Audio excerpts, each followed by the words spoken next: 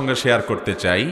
মোহতারাম হাজরিন, আল্লাহর কাছে একজন ইমানদারের দুনিয়াতে সবচেয়ে বড় চাওয়া হলো সুখে শান্তিতে দুনিয়ার জীবনটা পার করতে পারা, আর আখেরাতে আল্লাহর কাছে সবচাইতে বড় চাওয়া হলো আল্লাহ তাআলা যেন আমাদের গুনাহগুলো মাফ করে আমাদেরকে পরিচ্ছন্ন করে দেন, মুক্ত করে দেন, আমরা যেন আখেরাতে নাজাত পেয়ে যাই, আল্লাহ যেন আমাদের মাফ করে জান্নাত দিয়ে দেন।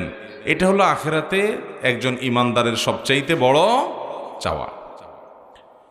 দুনিয়াতে ইমানদারের সবচেয়ে বড় মুসিবতের বিষয় যেটা তার আখেরাতকে ধ্বংস করতে পারে তা হলো তার পাপাচার, অপরাধগুলো, গুনাহগুলো। আমরা যে আল্লাহর নাফরমানি করি, আমরা যে আল্লাহর অবাধ্য হই, আল্লাহর নির্দেশগুলোকে লঙ্ঘন করি, আল্লাহর নিষেধাজ্ঞাগুলোকে অমান্য করি, এটার কারণে আমাদের আমল নামায় যে গুনাহ জমা